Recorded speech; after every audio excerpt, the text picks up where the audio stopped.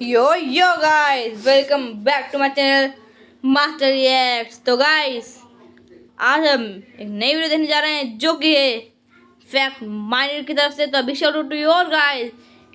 इस वीडियो हम देखने जा रहे हैं what if you dig a hole through the earth. क्या होगा अगर तुम एक गड्ढा खोद दो अर्थ के ऊपर से अर्थ के नीचे तक, तो क्या होगा? क्या तुम इंडिया से चाइना पहुंच जाओगे? ओह, चाइना नहीं, चाइना बराबर में। कहाँ पहुंचोगे? चाइना पहुंच जाओगे वहाँ पे, या तुम डायरेक्ट पहुंच जाओगे स्पेस में, या ऊपर से गिरोगे डायरेक्ट ऊपर की तरफ चले जाओगे। क्या होगा भाई? यह हो सकता है अंदर ही अटक जाओ। लेकिन यार कुछ नहीं होगा यार, यहाँ पे देखो वीडियो में यार क्या होता है। लेकिन उससे पहले वीडियो को लाइक करा नहीं, चैनल को सब्सक्राइब करना नहीं करा ना, कर दो। चलो पता है अगर किसी ने पूरी अर्थ के बीच से एक सीधा टनल खोद दिया और वो उसमें जंप कर गया तो क्या होगा? कभी सोचा है कि इतने बड़े बड़े शिप्स पे हेडलाइट्स क्यों नहीं होती? अगर एक प्लेन में फ्लाई करते वक्त किसी लेडी को बेबी हो जाए तो उस बच्चे को किस कंट्री की सिटीजनशिप मिलेगी? अगर सर पकड़ के आपको पानी में डुबो दिया जाए तो ऑब्वियस है कि आपकी सांस रुक जाएगी। लेकिन सोचो, मछलियां पानी के अंदर सांस कैसे लेती हैं? चिप्स और पालक में से ज्यादा हेल्दी चिप्स हैं, लेकिन वो कैसे? और क्या आपको पता है कि इंसानों के हाथ से बनाई गई सबसे तेज चीज क्या है? रॉकेट, मिसाइल नहीं, एक गटर का ढक्कन। पड़ गए ना सोच में? ऐसे ही अमेजिंग फैक्ट्स जानने के लिए वीडियो को देखना एंड तक। और क्या आपको पता है कि इंसानों के हाथ से एम है 4000 लाइक्स का। नंबर 15, सोचो अगर पूरी अर्थ के बीच से एक सीधा टनल खोद दिया जाए और आप उसमें जंप कर दें तो क्या होगा? क्या आप बीच में अटक जाओगे या सीधा दूसरी तरफ निकल जाओगे? तो साइंस कहती है कि जैसे ही आप जंप करोगे ग्रेविटी आपको नीचे की तरफ खींचना शुरू कर देगी। शुरुआत में तो आप और तेज गिरते रहोगे, लेकिन जैसे जैसे आप सेंटर के पास पहुंचोगे वहाँ हर डायरेक्शन से बराबर खिंचाव होगा। मतलब दोनों तरफ से ग्रेविटेशनल फोर्स लगेगी और सेंटर पर पहुंचकर आपको एकदम वेटलेस फील होगा। अब सोचो अगर आपको सीधा टेलीपोर्ट करके अर्थ के सेंटर में रख दिया जाए तो आप वहीं अटक जाओगे। लेकिन जंप करने की सिचुएशन में आपकी स्पीड होगी लगभग 11 किलोमीटर पर सेकेंड, यानी कि लगभग 40,200 किलोमीटर पर आवर। इस स्पीड की वजह से आप सेंटर क्रॉस करके दूसरी साइड निकल जाओगे। जैसे जैसे आप ऊपर पहुंचते रहोगे स्पीड धीरे धीरे कम होती जाएगी और सरफेस पर जाकर आप रुक जाओगे, लेकिन रुकते ही फिर से नीचे गिरना शुरू कर दोगे। मतलब आप अर्थ के अंदर एक पेंडुलम की तरह स्विंग करते रहोगे, इधर से उधर और उधर से इधर लगातार। लेकिन एक्चुअल में अगर आप अर्थ के सेंटर तक पहुंच भी गए तो आप वहां टिक ही नहीं पाओगे, क्योंकि अर्थ के सेंटर का टेम्परेचर लगभग 5000 डिग्री से 7000 डिग्री सेल्सियस तक होता है, जो सन की सरफेस के बराबर है। इतनी गर्मी में आप तुरंत ही भस्म हो जाओगे। और रियलिटी ये है कि इंसान अभी तक इतना गहरा टनल बना ही नहीं पाया। सबसे गहरा होल रशिया में 1970s में खोदा गया था, जिसका नाम है कोला सुपरदीप बोरहोल, जो 12 किलोमीटर डीप था और उसे खोदने में 20 साल लग गए थे।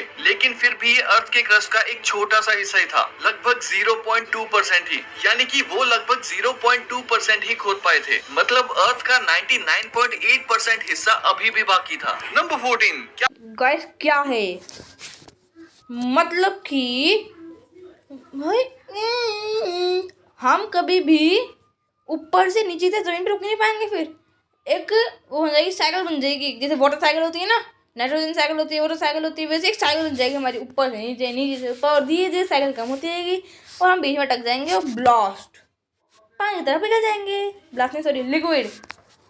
और फिर हम पिघल के वहीं पे रह जाएंगे हमेशा के लिए। और जो भाई साहब ने कहा है अभी कितनी डिग्री, 5000 डिग्री तो 7000 डिग्री, 1000 भाई बहुत होगा यार। ये स्टार्ट करो भाई जरा इसको। है कि अगर एक एरोप्लेन में फ्लाई करते वक्त किसी लेडी को बेबी हो जाए तो उस बच्चे को किस कंट्री की सिटीजनशिप मिलती है? और ये कोई रेयर बात नहीं है, बल्कि ऐसे केसेस रियल लाइफ में कई बार हो चुके हैं। अब सीन ये है दोस्तों कि अलग अलग कंट्रीज के अलग अलग रूल्स होते हैं। जैसे अमेरिका और कनाडा में जस्ट सोली रूल है, मतलब जहाँ जन्म हुआ वहीं की सिटीजनशिप। तो अगर प्लेन उनके एयर स्पेस में उड़ रहा है तो बच्चा ऑटोमेटिकली उनका सिटीजन बन जाता है। लेकिन यूके, आयरलैंड और यूरोप के ज्यादातर देश और एशिया की कंट्रीज जैसे India, China, Japan, Pakistan, Bangladesh और नेपाल, इन सब जगहों पे नेशनैलिटी डिसाइड होती है पेरेंट्स की सिटीजनशिप से। मतलब सिर्फ प्लेन में जन्म लेने से सिटीजनशिप नहीं मिलती। अब मिडिल ईस्ट कंट्रीज जैसे सऊदी, यूएई और कतर में भी बर्थ से ऑटोमेटिक सिटीजनशिप नहीं मिलती। वहाँ भी रूल पेरेंट्स की नेशनैलिटी पे डिपेंड करता है और ज्यादातर केसेस में फादर की नेशनैलिटी डिसाइड करती है कि बच्चा सिटीजन बनेगा या नहीं। और अगर प्लेन समुद्र के ऊपर फ्लाई कर रहा हो तो बेबी को उस एयरलाइन नीदरलैंड की रजिस्टर्ड कंट्री की सिटीजनशिप मिल सकती है। तो दोस्तों, एक ही फ्लाइट बर्थ के केस में देश के हिसाब से अलग अलग रूल्स फॉलो होते हैं। नंबर 13, ये दुनिया की सबसे छोटी मूवी है जो। मुझे एक बात बताओ,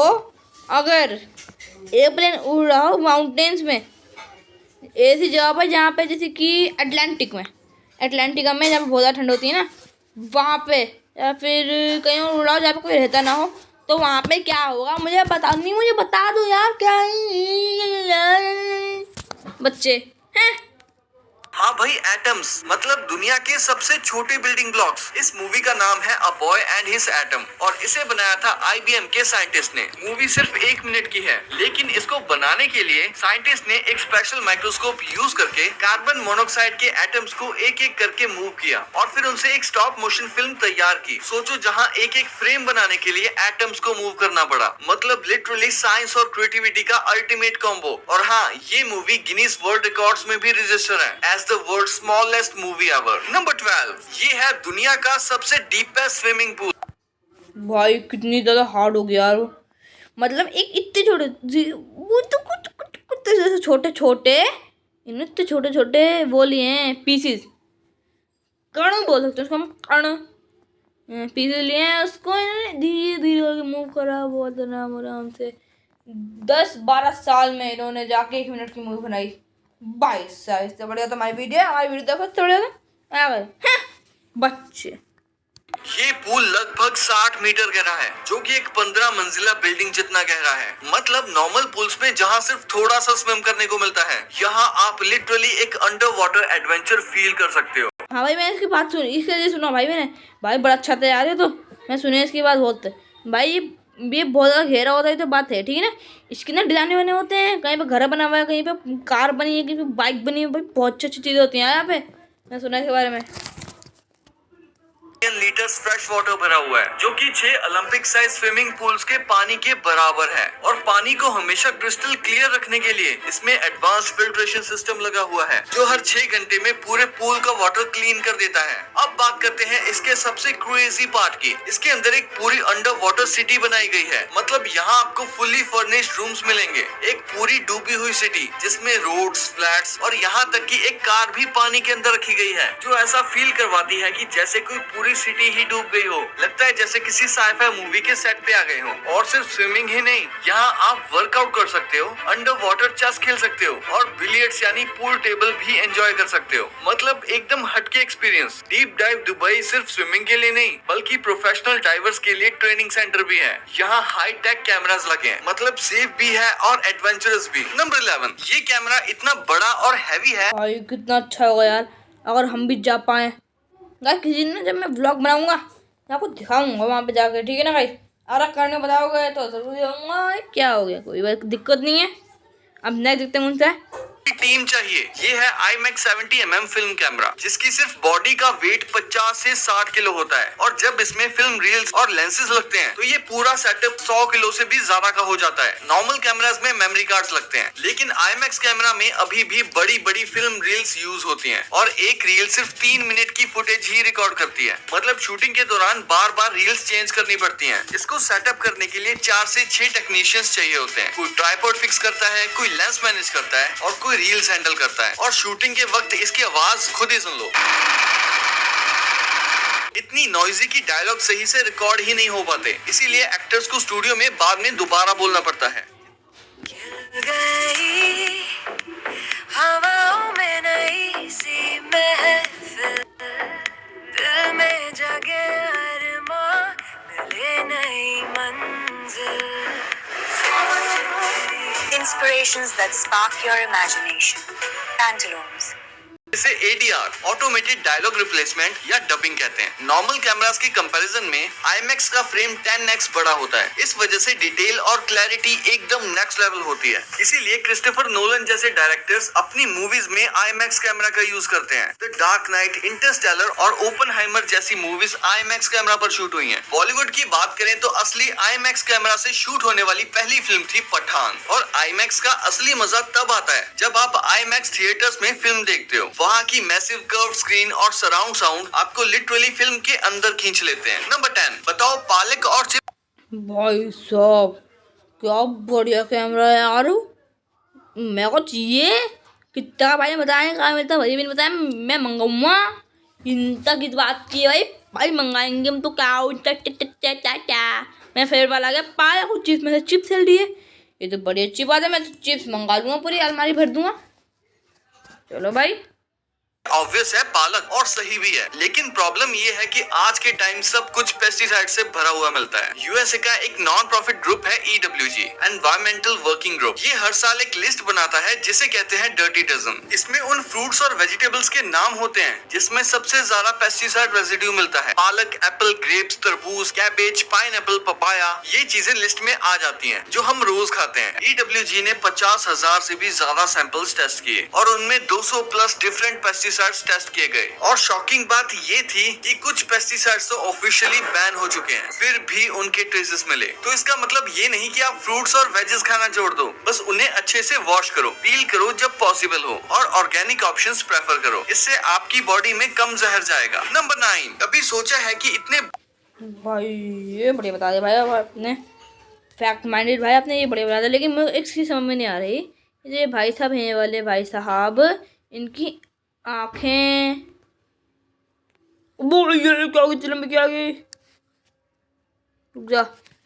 इनकी आँखें, नाक, मुंह, सब कुछ कहाँ है, और इनके कान में भी एकदम सिंपल इनके कान से ऐसे अच्छे लगेंगे, है ना भाई साहब, अच्छा कर दो भाई साहब। और भाई के बाल ऐसे नहीं होने चाहिए, भाई के बाल होने चाहिए एकदम, और वाइट कलर नहीं है यहाँ पे भाई, चीटिंग है यार भाई, हाँ चीटिंग है भाई, चीटिंग अल्लाह मैंने मान लिया भैया, मैंने मान लिया, चीटिंग है, चीटिंग है भाई, मैंने मान लिया। होती, अगर होती तो टाइटैनिक आइसबर्ग से बच जाता। वेल ये सुनने में मस्त लगता है, पर असली रीजन कुछ और ही है। देखो, कार की हेडलाइट्स यूजफुल होती हैं क्योंकि रोड पे 100 से 150 मीटर तक विजिबिलिटी काफी होती है और कार उस डिस्टेंस में आराम से रुक भी जाती है। लेकिन शिप्स का साइज 400 से 500 मीटर लंबा होता है और उन्हें रोकने के लिए किलोमीटर्स तक का डिस्टेंस चाहिए होता है। मतलब चाहे लाइट हो या ना हो, शिप इतनी जल्दी रुक ही नहीं सकता। दूसरा रीजन, सी और ओशन में लाइट काम नहीं आती। वहाँ फॉग, मिस्ट और वाटर पार्टिकल्स होते हैं जो लाइट को रिफ्लेक्ट कर देते हैं। इस वजह से हेडलाइट्स वहाँ ज्यादा हेल्प नहीं करती। और अगर मान लो बहुत पावरफुल लाइट्स भी लगा दी जाएं जो किलोमीटर्स तक शाइन करें, तो वो सामने आने वाले शिप की क्रू को ब्लाइंड कर देगी और कोलिजन का रिस्क और बढ़ जाएगा। इसीलिए शिप्स पावरफुल लाइट्स यूज नहीं करती, बल्कि रडार, सोनार और नेविगेशन सिस्टम का यूज होता है। नंबर 8, कहा अरे वाह, मतलब कि टाइटैनिक के जो टक्कर हुई है लाइट नहीं थी, मिला तो लाइट होती है भाई शिप में। आज क्लियर हो गया भाई। अब ना शिप के आगे लाइट मत लगाना भाई भी, ठीक है ना, वरना टक्कर हो जाएगी। आगे लगाना आलू, ठीक है ना, नहीं आलू नहीं, आलू नहीं, आलू नहीं, और आलू लगा दिए ना तो सारी शिप आके टकरा देंगी खाने के लिए। तो क्या कर सकते हैं इस टाइम, चलो क्या सोचते हैं थोड़ा, ठीक है गाय। मुझे एक रीज़न समझ में आया है, मुझे एक तरीका समझ में आया, जो जहाँ से वो होता है ना, जो एक आदमी होता है वो एक टावर के ऊपर बैठा होता है ताकि दूर का नज़ारा दे सके, उस टावर के अंदर टॉप के ऊपर वही जो 1-2 किलोमीटर वाली लाइट बताया था ना भाई साहब, वही लाइट लगा दो सबसे बढ़िया। ऊपर तक लगेगी तो किसी की आंखों में नहीं पड़ेगी, है ना भाई, और ऊपर से कुछ दिख भी जाएगा साफ साफ एकदम बढ़िया, सबसे बढ़िया आइडिया भाई।